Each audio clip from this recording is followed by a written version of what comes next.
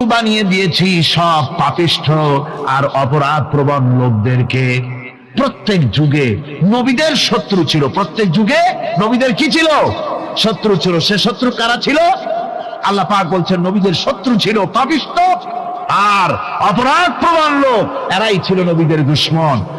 রাসূলগণের অবস্থা যদি এই হয়, তাহলে তার উম্মত, ওই দিনের ধারক বাহক যারা, তাদের বুঝি বিপদ আপদ হবে না? নাকি হবে কিনা? তো ইসলামের বিরোধিতা যারা করে, কোরআনের পরিভাষায় বলা হয়েছে ইসলামের দুশমন, নবীদের দুশমন। দুনিয়ার সব পাপিষ্ঠ আর অপরাধ প্রবণ লোকেরাই ইসলামের দুশমন হয়, নবীদের দুশমন হয়। আজও দেখেন, আজও তাকিয়ে দেখেন, ইসলামী আন্দোলনের বিরোধিতা যারা করে তারা পাপিষ্ঠ চরিত্রের কিনা তাকায় দেখেন, খুঁজে দেখেন, সর্বত্র খুঁজে দেখুন, খুঁজে দেখুন। যারা ইসলামী আন্দোলনের বিরোধিতা করে, যারা ইসলামকে মিটিয়ে দেওয়ার চেষ্টা করতেছে, যারা ইসলামকে মৌলবাদ বলে, ইসলামকে সাম্প্রদায়িক বলে, কোরআনে কারীমের কথা কত স্পষ্ট যে নবীদের দুশমন হয়, ইসলামের দুশমন হয় মুজরিম লোকেরা, অপরাধ প্রবণ আর পাপিষ্ঠ লোকেরা। আজও আমরা দেখতে পাই এই শ্রেণীর লোকেরা পাপিষ্ঠ এবং সবচাইতে সমাজের নিকৃষ্ট ধরনের চরিত্রহীন লোক। নামাজ নাই। আপনি খুঁজে দেখেন ইসলামী আন্দোলনের বিরোধিতা যারা করছে, যারা নেতৃত্ব দিচ্ছে, নামাজ নাই, রোজা নাই, চরিত্র নাই, হজ নাই, যাকাত নাই, মদ, জুয়া, জেনা, ব্যভিচার ইত্যাদিতে লিপ্ত। চেহারা দেখলে ছেলেপেলেরা 2 গ্লাস পানি খায় ভরসটে। কথা ঠিক কিনা কয়? এই হলো অবস্থা। মারে কেন? মুমিনদেরকে, পয়গম্বরদেরকে, সাহাবীদেরকে এবং ঈমানদারদেরকে মারে কেন? তার কারণ হচ্ছে আল্লাহ রাব্বুল আলামিন বলেছেন, ওয়া মা নাকামু মিনহুম ইল্লা আইয়ুমিনু বিল্লাহিল আজিজিল হামিদ। কাফিররা ঈমানদার লোকদেরকে অন্য কোন অপরাধী নির্যাতন চালায় না, নির্যাতন চালায় শুধু এই কারণে যেহেতু মুমিন লোকেরা পরাক্রমশালী, আল্লাহ রাব্বুল আলামিনের দ্বীনকে কায়েম করতে চায়, তার উপরে ঈমান এনেছে, এই কারণেই তারা মারে। ঠিক কিনা কর? যুগে যুগে নবীদের উপরে, সাহাবীদের উপরে যে অত্যাচার হয়েছে, সে অত্যাচার এই কারণেই হয়েছে, অন্য কোনো কারণে নয়। এই কঠিন বিপদে অবিচলতা এবং ধৈর্যের দৃষ্টান্ত নবীগণ পেশ করেছেন পৃথিবীর বুকে। আমরা দেখেছি ইব্রাহিম আলাইহিস সালামকে আগুনে ফালানো হয়েছে, আছে না কোরআন শরীফে? আমি কিন্তু গল্প করতেছি না, সব কোরআনের কথা। কিসের কথা? ইব্রাহিম আলাইহিস সালামকে আগুনে ফালানো হচ্ছে। অপরাধ কি? অপরাধ হচ্ছে হযরত ইব্রাহিম আলাইহিস সালাম দাওয়াত দিয়েছেন লা ইলাহা ইল্লাল্লাহ। জোরে পড়েন, লা ইলাহা ইল্লাল্লাহ, লা ইলাহা, লা ইলাহা ইল্লাল্লাহ মুহাম্মাদুর রাসূলুল্লাহ। হযরত ইব্রাহিম আলাইহিস সালাম দ্বীনের দাওয়াত দিয়েছেন, এক আল্লাহর দাওয়াত দিয়েছেন, ঈমানের দাওয়াত দিয়েছেন। আর কোন অপরাধ ছিল না। নমরুদ সহ্য করতে পারলো না। কোরআনে কারীমের মধ্যে সব কথাগুলি আল্লাহ পাক এই জন্য বিধৃত করেছেন, এই জন্য কোরআনে কারীমের মধ্যে সব কথা উঠায় দিয়েছেন, যাতে করে মুমিনেরা বিপদ আসলে পরে যেন ঘাবড়ে না যায়। ইব্রাহিম আলাইহিস সালামকে আগুনে ফালানো হচ্ছে। ফেরেশতা বলছে, ইব্রাহিম তোমারে আগুনে ফালায় দাও হতেছে, আমার কাছে সাহায্য চাও, আমার কাছে ক্ষমতা আছে, আগুনগুলো উঠাইয়া নমরুদের বংশ জ্বালায় দেব। হযরত ইব্রাহিম ফেরেশতার কাছে সাহায্য চাইছিলেন নাকি? তিনি বললেন, ফেরেশতা তোমার কাছে সাহায্য কেন চাইব? আমি তো এমন কোন অন্ধ আল্লাহর ইবাদত করি না যেই অন্ধ স্রষ্টা তার গোলামের দুঃখ দুর্দশা না দেখেন। আমি তোমার কাছে সাহায্য চাইব না। হযরত ইব্রাহিম আলাইহিস সালাম পাশ করলেন। কি বলেন, পাশ করছেন না? ঈমানের পরীক্ষায় পাশ। আগুনের মধ্যে হযরত ইব্রাহিমকে যখন ফেলানো হচ্ছে, রব্বুল আলামিন আগুনের প্রতি নোটিশ করে দিলেন, ইয়া নারু কুনি বারদাও ওয়া সালামান আলা ইব্রাহিম। আগুন আমার ইব্রাহিমের জন্য শান্তিদায়ক, ঠান্ডা হয়ে যা। এখন কি আর আগুনের বাপের ক্ষমতা আছে ইব্রাহিমকে পোড়ানো? আর ক্ষমতা নাই। আমার বন্ধুগণ, ইব্রাহিম আগুনের ভিতরে আরামে বসা আছেন, আর ওদিকে নমরুদ বসে বসে দেখতেছে দূর থেকে ইব্রাহিম তো জ্বলে না, গায়ের মধ্যে আগুন জ্বলে গেল। ডাক দিয়া কয়, আগুন তোর হলো কি? কেন জ্বালাইতে পারিস না আমার দুশমন রে? হলোটা কি তোর? তোর কি জ্বালানো শক্তি বন্ধ হয়ে গেল নাকি? আগুনের ভিতর থেকে জবাব এলো, নমরুদ রে, আমার ভিতরে জ্বালানো শক্তি আছে কি নাই যদি প্রমাণ করতে চাও, টেস্ট করতে চাও, তুই নিচে আয়, তোরে শুদ্ধ তামাম দুনিয়া জ্বালাই দিতে পারি, ইব্রাহিমের এক গাছা পশমও জ্বালাই দিতে পারি না। তার কারণ হচ্ছে আমি হচ্ছি মাখলুক, আল্লাহ হচ্ছেন খালিক। আল্লাহ আমাকে বলেছেন না জ্বালাতে, তুমি 1000 বার বললেও আমি ইব্রাহিমকে জ্বালাইতে পারবো না। কোরআনে কারিমে ঘটনা বলে মুমিনদেরকে সাহস দেওয়া হচ্ছে, মুমিনেরা দ্বীনের কাজ করতে গিয়ে বিপদ আবাজ আসবে, ইমানের দাবি হলো বিপদ আসবে, আর বিপদ আসলে ঘাবড়ায় যেও না, মুসিবতে পড়ে চিন্তায় পেরেশানে হয়রান হয়ে যেও না। বিশ্বকবি আল্লামা ইকবাল কি সুন্দর করে বলেছেন, আজ ভি হোক জু বিরাহিম কা ইমা पैदा आग कर सकती है एक अंदाज गुलिस्तां पैदा। ইব্রাহিমের ইমান যদি আজিও কোথাও হয় বিদ্যমান, করতে পারেন অগ্নিকুণ্ডে খুবসুরত এক গুলিস্তান। আজও যদি আগুনের ভিতরে কোন নমরুদ কোন ইব্রাহিমকে যদি ফেলে দেয়, আল্লাহ রাব্বুল আলামিন আজও আগুনকে ফুলের বাগান বানায়া দিবেন। সুবহানাল্লাহ। ভয় পাওয়ার কারণ নাই, চিন্তা করার কোনো কারণ নাই। আমার বন্ধুগণ, হযরতে হুদ আলাইহিস সালামকে যখন সমাজের লোকেরা, রাষ্ট্রের লোকেরা ঘিরে ফেলে দিল, সমাজ শক্তি, রাষ্ট্র শক্তি যখন তাকে ঘিরে ফেলে দিল, ষড়যন্ত্রের পাহাড় তুলে দিল, তারে মেরে ফেলে দিবে, হযরত হুদ দেশ থেকে তা পালায় গেলেন না, ভয় পেলেন না। হযরতে হুদ আলাইহিস সালাম বললেন, কোরআনে কারিমে হযরত হুদের কথা কোট করা হলো, ফাকিদুনি জামিআন সুম্মা লা তুনজিরুন। সম্মিলিতভাবে ষড়যন্ত্র করো আমার বিরুদ্ধে, সবাই মিলে ষড়যন্ত্র করো, সুম্মা লা তুনজিরুন, আর আমাকে এতটুকু অবকাশ তোমরা দিও না। ইন্নী তাওয়াক্কালতু আলাল্লাহি রাব্বি ওয়া রাব্বিকুম, আমি ভরসা করেছি সেই আল্লাহর উপরে যার কুদরতি হাতের ভেতরে, যিনি আমাদের রব তোমাদেরও রব, আর যার কুদরতি হাতের ভিতরে তামাম পৃথিবীর জানগুলি যার হাতে, সে আল্লাহর উপরে ভরসা করেছি। ষড়যন্ত্র যদ্দূর আছে করতে থাকো, আমি ষড়যন্ত্র পরোয়া করি না। সুবহানাল্লাহ। এটাই হলো মুমিনের কোয়ালিটি। শুধু ঈমান, লা ইলাহা ইল্লাল্লাহু মুহাম্মাদুর রাসূলুল্লাহ, গরুর গোশত খাই, আর রবিউল মাস আসতে পরে ইয়া নবী সালাম আলাইকা, ইয়া রাসূল সালাম আলাইকা, তারপরে গরম গরম জিলাপি আর রসগোল্লা খাইলাম খুব বেশি করিয়া, এর নাম মুমিন নয়। মুমিন হচ্ছে তার চলায় ফেরায় ওঠায় বসায় সাহসিক তার এক আন্দাজ তৈরি হবে সে। আমার ভাইয়েরা, বিপদে অবিচলতা আমাদেরকে পয়গম্বরেরা শিক্ষা দান করেছেন। আমরা দেখতে পেয়েছি বিশ্বনবী জনাবে মুহাম্মদুর রাসূলুল্লাহ সাল্লাল্লাহু আলাইহি ওয়াসাল্লাম হিজরতের রাত, কাফেরেরা চতুর্দিকে দাঁড়ানো, হযরত জিবরাইল এসে বলেন, ইয়া রাসূলুল্লাহ, হে কাফেরেরা চতুর্দিকে ঘিরে দাঁড়িয়েছে, গভীর রাত, এখন হাতে তাদের তরবারি, সকাল হলে পরেই তারা আপনাকে মেরে ফেলে দিবে, তাড়াতাড়ি ওঠেন, মদিনার দিকে চলে যান। আল্লাহ নবী ঘুমের থেকে জেগে হযরত আলীকে ডেকে বলেন, আলী, আল্লাহ অর্ডার করেছেন আমি মদিনায় চললাম, আমার বিছানার পরে আমার চাদর গায়ে দিয়ে শুয়ে থাকো। হযরত আলী বলেন, আল্লাহর হাবিব, আপনার চাদর গায়ে দিয়ে ঘুমিয়ে থাকবো, সকালবেলায় কাফির বেঈমানেরা আপনার বিছানার পরে আপনার চাদর গায়ে দেওয়া অবস্থায় আমি আলীকে তারা মুহাম্মদ মনে করবে, আর আমি আলীকে নবী মনে করে তারা তাদের তরবারি দিয়া কেটে কেটে টুকরা টুকরা করে আমারে বিদায় করে দেবে দুনিয়া থেকে। এতটুকুনো পরোয়া করি না, বরং আমার দিলের মধ্যে এটাই তৃপ্তি থাকবে যে আমি আলীর জীবনের বিনিময় আল্লাহর হাবিব দুনিয়ায় বেঁচে আছেন।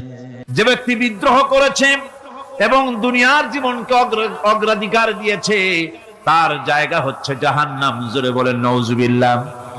যে ব্যক্তি আল্লাহর সঙ্গে বিদ্রোহ করেছে আর পরকালের জন্য পাথর জোগাড় করে নাই, দুনিয়াকে অগ্রাধিকার দিল, পরকালকে ভুলে গেল, তার জায়গা হলো জাহান্নাম। আম্মা মান খাফা মাকাম রাব্বিহি ওয়া নাহান নাফসা আনিল হাওয়া ফাইন্নাল জান্নাতা হিয়াল মাওয়া। আর যে ব্যক্তি আপন প্রভুর সামনে উপস্থিত হকে ভয় করেছে এবং আপন প্রবৃত্তিকে লালসা মুক্ত করেছে, লালসার হাত থেকে রক্ষা করেছে, আল্লাহ রাব্বুল আলামিন কিয়ামতের দিন তার জন্য রেখে দিয়েছেন জান্নাত। তার জন্য কোন জায়গা? জান্নাত। আমাদেরকে পরকাল ভিত্তিক জীবন যাপন যদি করি তাহলে কবরের জবাবগুলি খুব আসান হবে। আর যদি পরকাল ভিত্তিক জীবন যাপন না হয় কবরটা মুসিবত হয়ে যাবে। হযরত ওসমান রাদিয়াল্লাহু তাআলা আনহু কবরের কাছে গিয়ে খুব কাঁদতেন।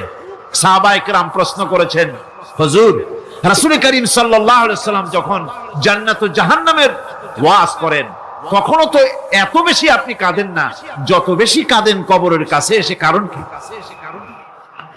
হযরত ওসমান রাদিয়াল্লাহু তাআলা আনহু বলতেন, আমার সাথীরা, আমি আমার হাবিবের কাছে, আল্লাহ রাব্বুল আলামিনের রাসূলের কাছে আমি শুনেছি এই কবরটাই হলো প্রথম স্টেশন, এই কবরটাই হলো প্রথম ইমিগ্রেশন কাউন্টার। এই জায়গায় যদি কেউ ধরা পড়ে যায়, কারো যদি চার্জশিট হয়ে যায়, সব জায়গায় ধরা পড়ে যাবে, হাসরে মিজানে সিরাতে কোনো জায়গায় নাজাত পাবে না। আর এই কবরটা যদি কেউ মুক্তি পেয়ে যায়, মিজান সিরাত হাসর সব জায়গা থেকে আল্লাহ তারে ভালোভাবে পার করে দিবেন। এটা হলো আসল জায়গা, মারাত্মক জায়গা। সর্বশেষ যে ব্যক্তি জাহান্নাম থেকে মুক্তি লাভ করবে তাকে আল্লাহ পাক বলবেন, ফেরেশতাদেরকে বলবেন, ও আমার ফেরেশতারা, আমার এই বান্দাকে জান্নাত এবং জাহান্নামের মাঝখানে রেখে দাও। জান্নাত এবং জাহান্নামের মাঝখানে লোকটি যখন থাকার জায়গা পাবে সে জান্নাতের দিকে তাকায়া দেখবে আর কাঁদতে থাকবে। আল্লাহ পাক জিজ্ঞেস করবেন, বান্দারে, যুগের পর যুগ ধরে জাহান্নামে কেঁদেছো, আমি রব্বুল আলামিন জাহান্নাম মাফ করে দিয়া জান্নাত জাহান্নামের মাঝখানে রেখে দিয়েছি, আযাব থেকে তো বেঁচে গেছো, এখন কান্দো কেন? লোকটি বলবে, রব্বুল আলামিন কান্দি এই কারণে, জাহান্নাম থেকে মাফ করেছো, তোমার শুকরিয়া আদায় করি। জান্নাত তো আমার কপালে নাই, কিসমতে নাই, কিন্তু জান্নাত আমি এখান থেকে দেখতে পাচ্ছি, জান্নাতের সুঘ্রাণ আমার নাকে আসতেছে, কপালে নাই যাওয়ার। আমি কাঁদি এই জন্য, তুমি যদি মেহেরবানি করে আমাকে জান্নাতের দরজার কাছে একটু দাঁড় করায় দিতা, প্রাণ ভরে তোমার জান্নাতের দৃশ্যটা একটু দেখতা। আল্লাহ পাক তার আরজি পূরণ করবেন, বলবেন, যাও, ফেরেশতাদের বলবেন, এর জান্নাতের দরজার কাছে দাঁড় করায় দাও। জান্নাতের দরজার কাছে দাঁড়িয়ে লোকটি আবার কান্না শুরু করবে। আল্লাহ পাক প্রশ্ন করবেন, এবার কান্দো কেন? লোকটি বলবে, রব্বুল আলামিন কান্দি এই কারণে, জান্নাতের এই দরজায় দাঁড়ায়া জান্নাতের অফুরন্ত নেয়ামত কিছুই ভালো করে দেখা যায় না, শুধু অল্প জায়গা দেখি। যদি তুমি আমারে দয়া করে জান্নাতের মাঝখানে দাঁড় করায় দিতা, চতুর্দিকে তাকায়া তাকায়া দেখা কলিজারে ঠান্ডা বানাইতাম। তবে আমি ওয়াদা করি, জান্নাতের কোনো নাজ নেয়ামত, কোনো ফল আমি খাবো না, ধরবো না, সইব না। একটুখানি মেহেরবানি করে মাঝখানে দাঁড় করায় দাও, জান্নারে ঠান্ডা করি। আল্লাহ রাব্বুল আলামিন ফেরেশতাদের বলবেন, আমার এই বান্দারে জান্নাতের মাঝখানে দাঁড় করায় দে। আল্লাহর নবী বলেন, জান্নাতের মাঝখানে দাঁড়িয়ে লোকটি আগের চাইতে আরো জোরে চিৎকার মেরে কাঁদতে থাকবে। আল্লাহ পাক বলবেন, বান্দারে কি হলো তোর? দরজার কাছে আসতে চাইছি রে, আইনা দিলাম। আবার এবার মাঝখানে আসতে চাইছো, তাও এনে দিয়েছি, আবার কান্দো কেন? লোকটি বলবে, রব্বুল আলামিন এবার কান্দি এই জন্যে, তুমি যখন দয়া করে একটিবার জান্নাতের মাঝখানে এনে আমাকে দাঁড় করায় দিয়েছ, তুমি রহমান রহিম গফুরুর রহিম, এই জান্নাত থেকে আবার আর বাইর করে দিও না। আল্লাহ রাব্বুল আলামিন বলবেন, ও আমার বান্দারে, আমার এই জান্নাত তোর খুব পছন্দ হয়েছে নাকি?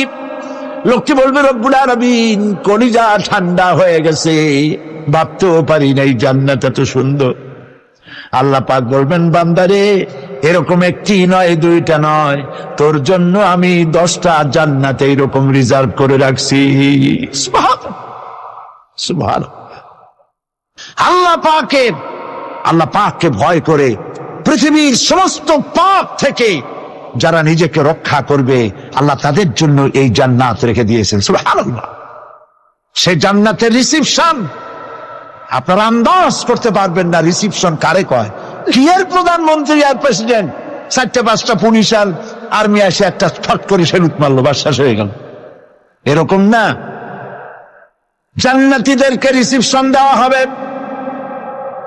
জান্নাতীরা যখন আল্লাহর হুকুমে জান্নাতের দিকে যেতে লাগবে, আর যখন জান্নাতের কাছে চলে যাবে আল্লাহ রাব্বুল আলামিন শোনায় দিচ্ছেন, হাত্তা ইযা জাউহা ফুতিহাত আবওয়াবুহা ওয়া ক্বালা লাহুম খাযানাতুহা সালামুন আলাইকুম তিবতুম ফাদখুলুহা খালিদিন।